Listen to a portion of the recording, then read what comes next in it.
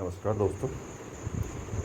आज सूर्य ग्रहण था 21 मई 2020 सुबह 9:06 से भारत में शुरू हुआ। हमारे भोपाल में 10:14 से और 1:48 तक, बाकी ये भारत में कुछ क्षेत्रों में 2:00 तक, तो 3:04 तक, 3:05 तक। आज इस विषय पर, सूर्य ग्रहण पर, विज्ञान और ज्योतिष दोनों के ज्ञाता अपने अपने अभिमत विभिन्न चैनलों पर दे रहे थे,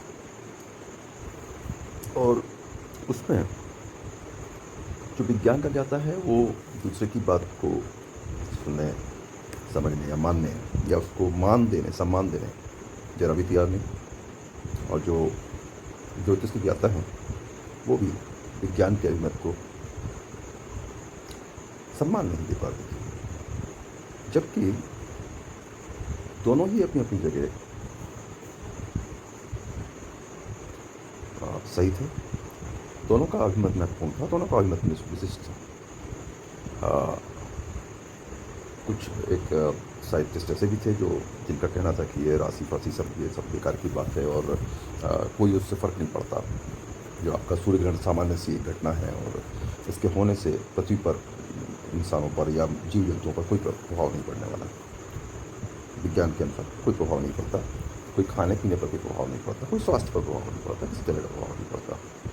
तो ये जो उनका अभिमत था वो कहीं ना कहीं यथार्थ से दूर लग रहा था, और जो ज्योतिषियों का जो अभिमत था वो ये स्पष्ट नहीं कर पा रहे थे कि ज्योतिष क्या है। अब बात यह है कि ज्योतिष शास्त्र अपने आप में, ज्योतिष विज्ञान कह सकते हैं, ज्योतिष विज्ञान एक ऐसा अनोखी संरचना है, एक ऐसा अनोखा चार्ट है। अगर एक विस्तृत चार्ट की बात करें, जैसे कि कंप्यूटर में एक्सेल होता है, जैसे कंप्यूटर में टैली है सॉफ्टवेयर, उस तरह का एक असीमित अनंत काल की ब्रह्मांडीय घटनाओं का गणना का एक चार्ट है, जो भारतीय प्राचीन संस्कृति के पौराणिक काल में ऋषि मुनियों का निर्मित है, ये कह सकते हैं। ये ऋषि मुनियों द्वारा उसे सामने लाया गया। निर्मित किसका है ये कहना विवादास्पद हो सकता है, क्योंकि धर्म अभी वर्तमान में जो धर्म को जानते नहीं हैं उनके लिए धर्म केवल मारकाट की चीज़ बची, जबकि धर्म शोध का विषय। तो इसीलिए उस पर बात नहीं कर रहे किसका निर्मित है, किंतु वो एक ऐसा अनोखा चार्ट है जिसमें समस्त ब्रह्मांड की घटनाओं को, खासतौर से सौरमंडल की घटनाओं को, जो हमारे नवग्रह हैं उनकी घटनाओं को, उसमें जो जो घटित होने वाला है, जो घटित होता रहता है, उस सब की गणना का बड़ा सटीक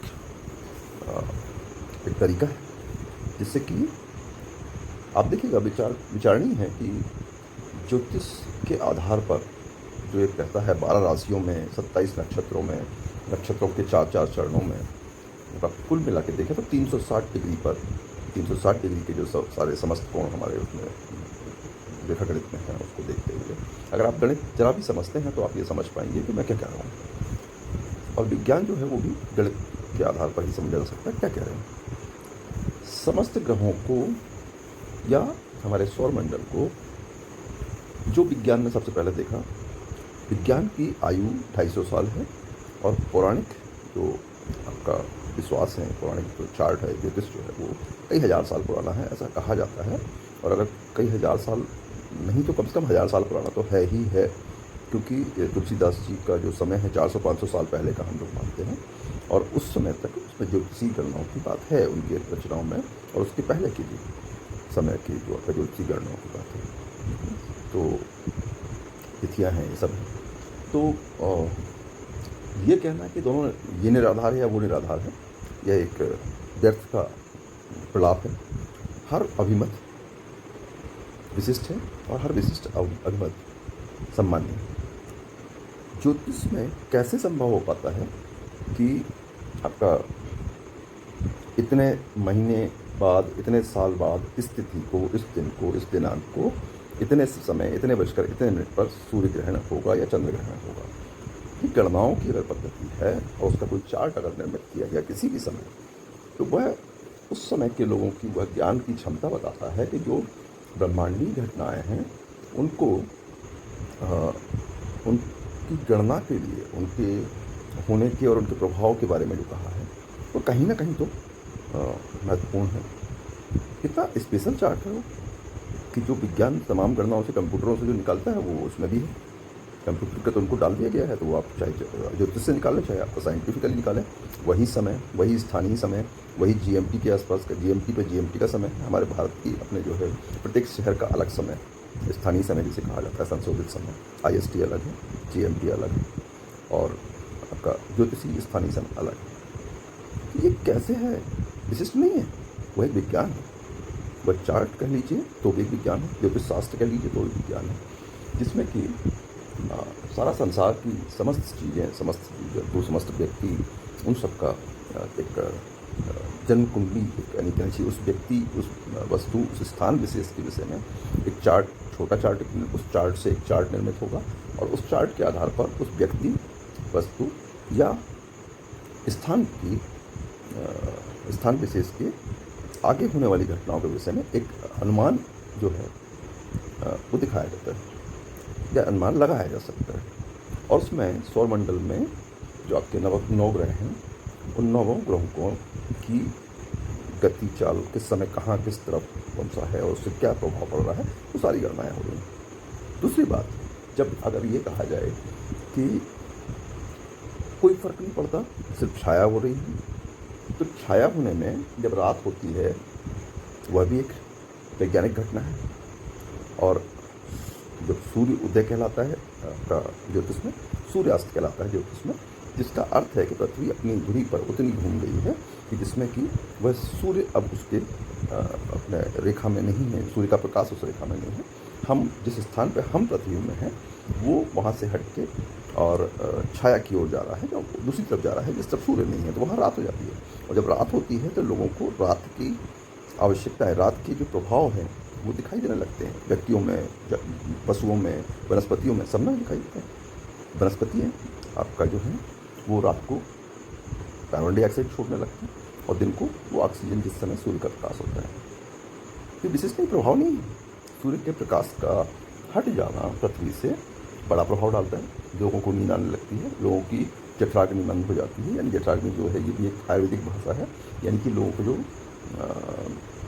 मेटाबॉलिज्म है वो स्लो हो जाता है रात के समय, पाचन तंत्र जो है वह धीमा हो जाता है और वहाँ पे जो आपका नींद लाने वाली जो एंजाइम्स हैं वो सक्रिय हो जाते हैं विज्ञान के अनुसार, और व्यक्ति सोने की इच्छा करने लगता है। ये सारी चीज़ें जो होना है वो पृथ्वी पर सूर्य के प्रकाश की अनुपस्थिति से जब ये होता है तो जिस समय ग्रहण है उस समय 5 घंटे आज जो है लगभग ग्रहण रहा, जिसमें से पूर्ण ग्रहण जो था वो भी एक आध घंटे का बड़ा ग्रहण था। तो वो जो 1-1.5 घंटे जो सूर्य के प्रकाश का पृथ्वी पर उस स्थान विशेष पर ना होना जहाँ पर ग्रहण काल है, जहाँ पर ग्रहण दिखाई दे रहा है, वो विशेष नहीं है, विशेष था। और उससे प्रभाव निश्चित ही पड़ने वाला है। जब अगर रात होने से प्रभाव पड़ता है, जब अगर और आगे की बात करता हूँ, जब चंद्रमा के विशिष्ट तिथियों को, सप्तमी अष्टमी को ज्वार और भाटा आता है, अमावस और पूर्ण अमावस, यानी कि जो शुक्ल पक्ष और कृष्ण पक्ष के अनुसार समुद्र का जल सबसे निचले और सबसे ऊपरी स्तर पर आ जाता है और इसमें करीब आधा मीटर का अंतर आ जाता है। तो ये जो होना है, ये जो घटना है, वो चंद्रमा की गति से यदि ये हो रहा है पृथ्वी पर, इतना बड़ा परिवर्तन आता है कि समूचे विश्व के समुद्रों का जल ऊपर आ जाता है और नीचे चला जाता है। तो ये हम बोलते हैं ये तो एक उसका गुरुत्वाकर्षण के कारण है। ठीक है, गुरुत्वाकर्षण के कारण है। वही अगर हम लेके चलें तो गुरुत्वाकर्षण उस समय वो जो उनका एक रेखा में होना है, एक सीरीज में होना है, जब पृथ्वी, सूर्य और चंद्रमा तीनों एक ही रेखा में है, बहुत विशेष है। और वह चंद्रमा उस समय पृथ्वी के इतने पास है कि वो छाया डाल सके, वह विशेष है, हमेशा नहीं होता है। और साल में 2 से 7 सूर्य ग्रहण या ग्रहण हो सकते हैं, सूर्य चंद्र ग्रहण हो सकते हैं। और जब सूर्य ग्रहण होता है तो लगभग उसी समय अगले उसके पखवाड़े में चंद्र ग्रहण होता है, या पहले वाले पखवाड़े में चंद्र ग्रहण होता है, या पहले और अगले दोनों में हो सकता है। क्योंकि चंद्रमा की उस समय स्थिति पृथ्वी के उतने निकट है कि जब वह आपका पृथ्वी पर छाया डाल सके, और पृथ्वी चंद्रमा के उतने निकट है कि वह पृथ्वी जब चंद्रमा और सूर्य के बीच आ जाए तो चंद्रमा पर छाया डाल सके, तब चंद्र ग्रहण हो जाएगा। और जब चंद्रमा पृथ्वी और सूर्य के बीच आ जाए और चंद्रमा इतने पास हो कि उसकी छाया पृथ्वी पर अंधेरा कर दे या उसको सूर्य का दिखना बंद कर दे, तो वह भी विशेष घटना है। और जब तीनों एक ही रेखा में है, चंद्रमा इतने पास आ रहा है, तो उस समय कुछ विशिष्ट तो घटित हो रहा है विज्ञान के अनुसार भी, भले ही विज्ञान अभी वहाँ तक ना पहुँचा हो कि इसके होने से क्या होता है। और जहाँ तक राशियों और उनके प्रभाव का बात है, तो राशियाँ, जैसे मैंने कहा कि ज्योतिष में हर वस्तु, व्यक्ति और स्थान की जन्म कुंडली, एक छोटा चार्ट जो है ज्योतिषी चार्ट, उसका बनना और उससे उस व्यक्ति के, वस्तु के, स्थान के गुण धर्म विशेष का एक पूर्वाकलन किया जाता है। और वह कहीं ना कहीं कुछ ना कुछ हद तक तो वो सही होता है, भले ही ये छोटा वर्गीकरण है, बड़ा वर्गीकरण है, वो अलग बात है। कुल राशियाँ 12 हैं, तो इस तरह संसार के लोग सभी जितने हैं, मनुष्य, स्थान, ये सभी 12 विभागों में बांटे गए, 12 प्रकार के लोग माने गए। फिर 12 राशियाँ केवल नहीं, उन राशियों में प्रत्येक राशि में 2.25 नक्षत्र हैं, प्रत्येक नक्षत्र के 4-4 चरण हैं। तो इसमें से किस नक्षत्र, किस राशि का, किस नक्षत्र का व्यक्ति है, उस नक्षत्र के कौन से चरण का जन्म व्यक्ति है, उस चरण की किस घंटा और घड़ी में जन्म हुआ है, ये सारी चीज़ें मिलाकर हर व्यक्ति की एक विशिष्ट कुंडली या जो चार्ट है, वो पूर्व कथन चार्ट कह लीजिए, पूर्वाकलन चार्ट कह लीजिए, वो बनाया जाता है। स्थान के बारे में अगर है तो स्थान का नाम से बनाया जाता है, और वस्तु का है तो वस्तु के आगमन या निर्माण से बनाया जाता है। तो यह जो विशिष्ट चार्ट है, उसमें ये कहें कि हर 12वें व्यक्ति का गुणधर्म अलग माना गया है। कुंडली में लगभग होता भी है, हर व्यक्ति दूसरे से भिन्न है। तो वही बात अगर ज्योतिष कह रहा है कि कुंडली के अनुसार हर व्यक्ति दूसरे से भिन्न है, किंतु उस व्यक्ति विशेष में जो गुणधर्म है, वैसे उसी तरह के व्यक्ति विशेष और भी हो सकते हैं कि गुणधर्म वैसे हों। तो ऐसे वो जो एक पर्टिकुलर राशि के लोग हैं, उनकी जो गुणधर्म है, वो उस समय में जो ये प्रभाव आ रहा है पृथ्वी पर छाया होने का, उस छाया से जैसे रात में जब प्रभाव पड़ता है तब पड़ता है, ज्वार भाटा में प्रभाव चंद्रमा का पड़ता है तो पड़ता है पृथ्वी पर, ऐसे ही इस खगोलीय घटना का भी प्रभाव पड़ता है निश्चित ही। और अभी तो बीच के समय में जो आपका कुछ साल पहले एक वैज्ञानिक थ्योरी भी कह रही थी कि ग्रहण काल में जो आपका है संक्रमण कई तरह का बढ़ जाता है, उसमें बीमारों को और छोटे बच्चों को, शिशुओं को और गर्भवती स्त्रियों को नहीं निकलना चाहिए। विज्ञान ने भी ये मान लिया था बीच के समय में, अब फिर बोल रहे हैं ऐसी कोई बात नहीं है, ना आपका भोजन पर प्रभाव पड़ रहा है, ना व्यक्ति पर प्रभाव पड़ रहा है। तो कहीं ना कहीं कुछ भ्रम है, और उस भ्रम को दोनों तरफ से दूर होने की आवश्यकता है। ना तो ज्योतिष को हम गलत कह सकते हैं, ना विज्ञान को गलत कह सकते। गलत कहें ही क्यों, वो भी सही है, वो भी सही है, और दोनों विशिष्ट हैं। विज्ञान वहाँ पहुँचते जा रहा है जहाँ पे कि जो आपके ये कहें कि पारंपरिक जो मान्यताएं हैं, उनको विज्ञान धीरे धीरे प्रमाणित करते जा रहा है। जैसे कि आपका अगर महामारी काल में और वैसे भी सामान्य स्थितियों में विभिन्न प्रकार के आपका भ्रांतियाँ, या ये कहें कि जिनको हम रूढ़ियाँ कहते थे, इन सब का कोई महत्व नहीं है। कि आपका सुबह सूर्योदय से पहले उठना हमारी मान्यता बोलती है भारतीय संस्कृति, उसका कोई महत्व नहीं है विज्ञान के हिसाब से। कभी सो जाए कभी उठ जाए, नींद पूरी होना चाहिए, उससे मतलब है। जबकि आपका प्रातःकाल सूर्योदय से अगर 1-1.5 घंटे पहले उठ रहे हैं, जाग रहे हैं और अपना बिस्तर छोड़ दे रहे हैं, और रात होने के बाद अगर समय पर सो जा रहे हैं, तो वह जो एक किसी पोएट्री में अंग्रेजी पोएट्री में कहा है, early to bed and early to rise makes a man healthy wealthy and wise. तो ये चीज़ सारी दुनिया मानने लगी किसी समय, और आज भी मानती है। और जब ये महामारी काल आया तब ये बताया, तब ये देखने में मिला कि जो दक्षिण एशियाई देश हैं, उनमें विश्व की जनसंख्या का लगभग 2/3 हिस्सा रहता है। चीन और भारत मिला तो चीन और भारत की जनसंख्या विश्व की आधी जनसंख्या से लगभग ज़्यादा है। विश्व में कुल 760 करोड़ लगभग, यानी 770 होंगे इस समय, इतने लोग हैं। और जिसमें से 130 करोड़ भारत में और 150 करोड़ लगभग आपका चीन में, 160 करोड़। तो इस तरह देखें तो 3 करोड़ तो भारत और चीन में ही है, यानी 1/3, मैंने गलत बोल दिया, 2/3, 1/3 जो है विश्व की जनसंख्या का, ये 2 देश मिलाकर है। और इन 2 देशों में सबसे कम प्रभाव हुआ है। और सबसे कम प्रभाव सिर्फ इसलिए नहीं है कि चीन ने कुछ अपने उसमें अपने जो उनका हो सकता है वो तो है ही, मेरी भी मान्यता यही बोलती है, मेरी अंतरात्मा यही बोलती है, मेरी अंतर चेतना बोलती है, और मेरे अंतर चेतना के संदेश बड़े स्पष्ट, मैं स्पष्ट से कहूँ तो आगे 99% तक सही निकलते हैं। और मुझे ये बिल्कुल स्पष्ट संकेत मिल रहे हैं कि यह चीन का कहीं ना कहीं किया हुआ था, वो सही है मेरे अनुसार, मेरे मतानुसार। अभी इसकी जांच होगी और ये आएगा, और चीन को इसके दुष्परिणाम भुगतने भी होंगे, नियति की ओर से, प्रकृति की ओर से, यह भी निश्चित है। क्योंकि मेरी मान्यता शुरू से है कि गलत का परिणाम गलत ही होगा, परिणाम भुगतना होगा, और सही का सही ही मिलेगा, थोड़ा आगे या पीछे। तो वो जो उन्होंने दुष्टता की, उसका दुष्परिणाम उन्हें भुगतना होगा। और जो कोई भी कर रहा हो संसार में, कोई भी अगर अकारण किसी का अहित कर रहा है तो उसका अहित सुनिश्चित है। कोई भी अगर किसी अच्छे को अच्छा मानने से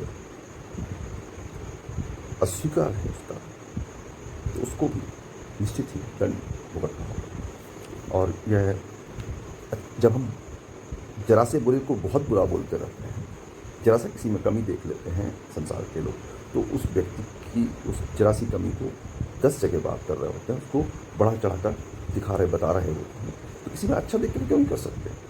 और जो आप अच्छे को अच्छा बोलना जिस दिन सीख जाएंगे, अच्छे को अच्छा कहना, समझना, सुनना सीख जाएंगे, उस दिन आपके कष्ट समाप्ति की ओर आ जाएंगे। जब आप ये स्थायी अपने जीवन का आधार बना लेंगे कि हम अच्छे को अच्छा बोलेंगे और बुरे को उतना ही बुरा बोलें जितना कि वो बुरा है। किसी में भी अच्छाई बुराई दोनों होती है।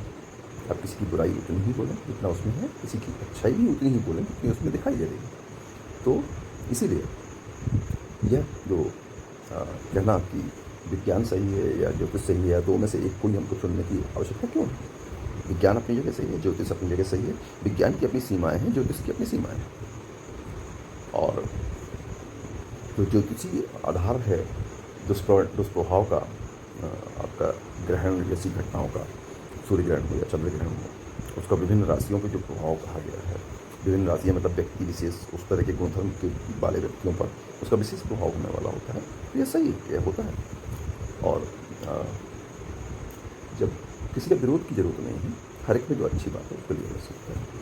तो अच्छे को अच्छा और बुरे को उतना ही बुरा जितना वो बुरा है, वहीं तक सीमित रखना अगर शुरू कर लें तो हमको बहुत कुछ प्राप्त हो सकता है, या हमको शुभ की प्राप्ति हमें भी हो जाएगी।